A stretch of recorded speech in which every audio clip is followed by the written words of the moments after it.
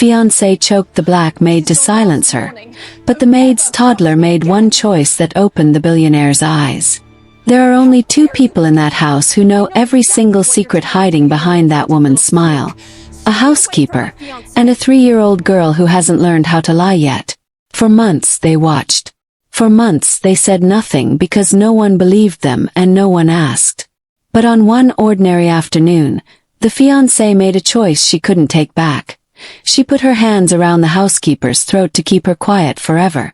What she didn't count on was a toddler small enough to slip past her, and fast enough to reach a phone before it was too late. Hey, welcome back, friend. If this is your first time here, this channel is all about real, raw, emotional stories, the kind that stick with you long after the video ends. Quick question before we start. Where are you watching from today? Drop your flag in the comments. We love seeing you all from around the world. This story coming up is one of the most intense ones we've ever told, so stay with us to the very end, because you will not see this ending coming. Some people build their whole lives around watching. That's exactly what saved a family. Thomas Reyes was 43 years old, and by almost every measure that mattered to the outside world, he had made it. He'd built a logistics company from a single delivery van into a fleet that stretched across 4 states, and the brick colonial house he lived in sat at the end of a quiet street in a suburb outside Charlotte, North Carolina, the kind of neighborhood where the lawns were always trimmed and neighbors waved from their porches on Sunday mornings. Thomas worked long hours, the kind that started before sunrise and often didn't end until after dark, because that was the only language he really knew how to speak. Effort, discipline, more effort. He hadn't always been alone in that big house. His mother had lived with him for years after his father passed, filling the place with the smell of Sunday dinners and the sound of daytime television turned up too loud. When she passed away 3 years ago, the house had gone silent in a way Thomas hadn't expected to feel so deeply.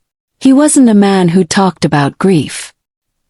He just worked harder, came home later, and let the quiet fill in around him like water finding its level. Into that quiet came Ava Bennett.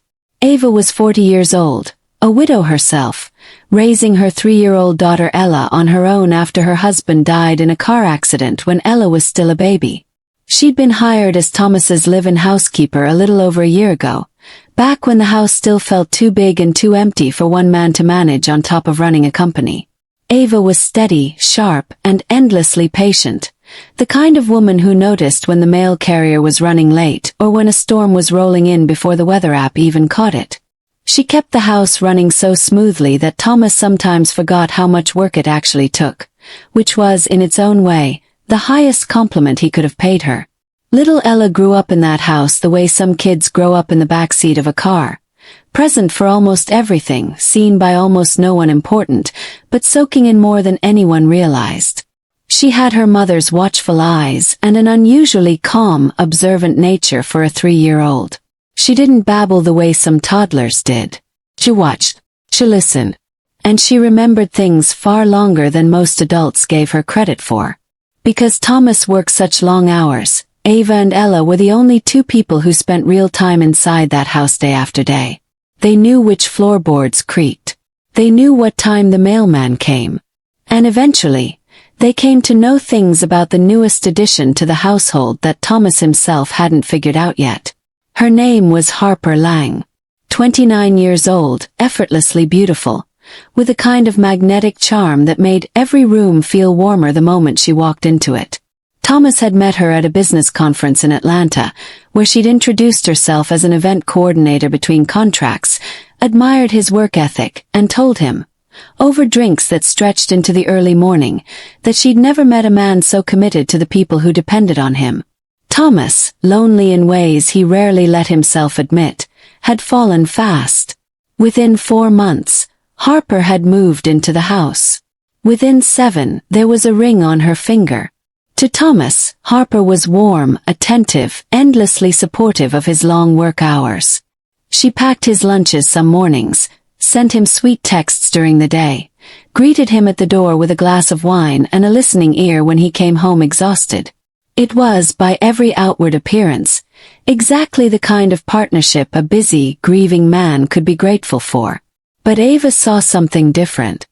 She saw Harper's mood shift the second Thomas's car pulled out of the driveway each morning, the warmth draining out of her voice like water down a sink.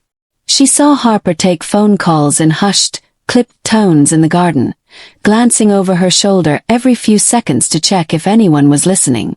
She saw unfamiliar men occasionally park down the street rather than in the driveway, men Harper always met outside rather than inviting them in. And she noticed, because a housekeeper notices everything whether she wants to or not, that Harper never once asked Ava a single personal question in over 5 months of living in the same house. Not about Ella. Not about her late husband. Not about anything at all. It was as if Harper had already decided from day one that Ava wasn't a person worth knowing. Just a piece of furniture that happened to clean up after her. Ella noticed things too, in her own small way. She noticed that Harper's voice changed the moment Thomas's car left the driveway, sweet and soft, turning sharp and clipped in an instant.